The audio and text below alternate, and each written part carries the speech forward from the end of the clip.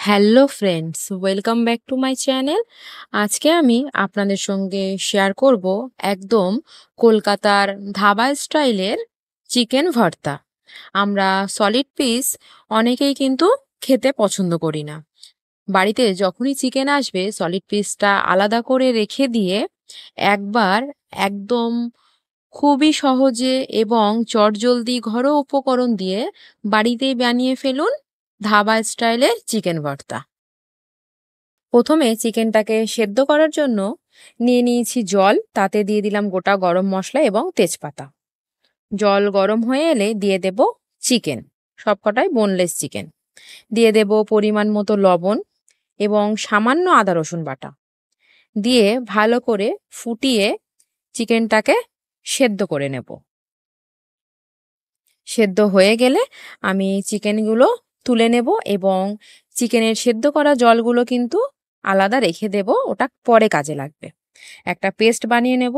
নিয়েছি কয়েকটা কাজু, কাঁচা লঙ্কা এবং 3 চামচ মতো টক দই দিয়ে ওটা পেস্ট করে নেব। এদিকে চিকেনও ঠান্ডা হয়ে গেছে। এত কাঁটা চামচ ব্যবহার করার তো বাড়ির মেয়েদের সময়ই নেই, তাই বাঙালি হাত না দিলে কোনো কাজই ঝটপট হয় না, তাই হাত দিয়ে ঝটপটই ছাড়িয়ে নিলাম চিকেনগুলো। হয়ে গেছে চিকেন ছাড়ানো। এবার কড়াইতে পরিমাণ মতো তেল নিয়ে নেব, তাতে দিয়ে দেব একদম চপ করে কেটে রাখা পেঁয়াজ। বেশ খানিকটা পেঁয়াজ দিয়েছি, এখানে প্রায় আমি 2টো বড় সাইজের পেঁয়াজ কুচি দিয়েছি। দিয়ে ভালো করে নাড়িয়ে চাড়িয়ে নেব যতক্ষণ না পর্যন্ত পেঁয়াজের রং আসছে। যখনই পেঁয়াজের রং এসে যাবে হালকা, দিয়ে দেব আদা রসুন বাটা দিয়ে ভালো করে একটু নাড়িয়ে চাড়িয়ে নেব। তারপরে দিয়ে দেব একদম চপ করে কেটে রাখা টমেটো, তারপরে দিয়ে ভালো করে নাড়িয়ে চাড়িয়ে নেব। দেব লবণ, যেহেতু চিকেনে লবণ দেওয়া আছে সেই পরিমাণটা মাথায় রেখে দেব একটু লবণ, আর রঙের জন্য দিয়েছিলাম একটু চিনি। তারপরে ওই চিকেনের সিদ্ধ করা জল দিয়েই মশলাটাকে একটু কষিয়ে নেব। এবার একে একে গুঁড়ো মশলা অ্যাড করব। দিলাম ধনে গুঁড়ো, জায়ফল, জয়িত্রী গুঁড়ো এবং গরম মশলা গুঁড়ো দিয়ে ভালো করে কষাবো। যদি জলের প্রয়োজন হয় তাহলে চিকেন সেদ্ধ করা ওই জলটা দিয়েই কিন্তু কষাবো। দেব রঙের জন্য একটু হলুদ গুঁড়ো এবং কাশ্মীরি লঙ্কার গুঁড়ো দিয়ে ভালো করে কষিয়ে নেব। এখানে ঝাল লঙ্কার গুঁড়ো ব্যবহার করা যেতে পারে, কিন্তু আমি যেহেতু কাঁচা লঙ্কা পেস্ট করে নিয়েছি সেই জন্য আর দিলাম না। এবার দিয়ে দেব ছাড়িয়ে রাখা চিকেন দিয়ে ভালো করে মশলার সাথে একটু কষিয়ে নেব। একবার এরকমভাবে চিকেন ভর্তা ট্রাই করে দেখবেন, দারুণ খেতে হয়।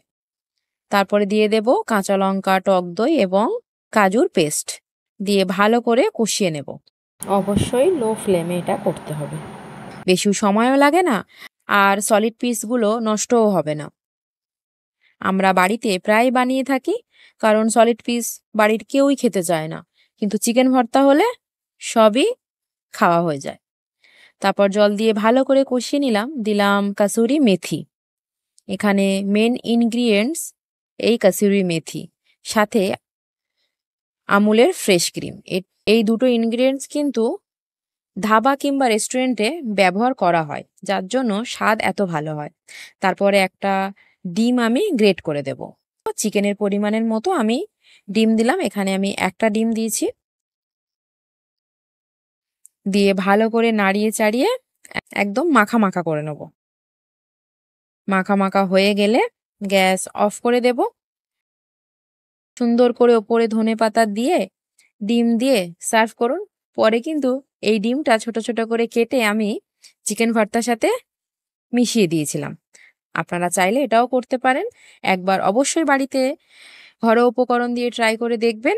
আর ভিডিওটা যদি শেষ পর্যন্ত আপনাদের ভালো লেগে থাকে, প্লিজ ছেড়ে যাওয়ার আগে একটা like, comment, share and subscribe করে যাবেন। Thank you.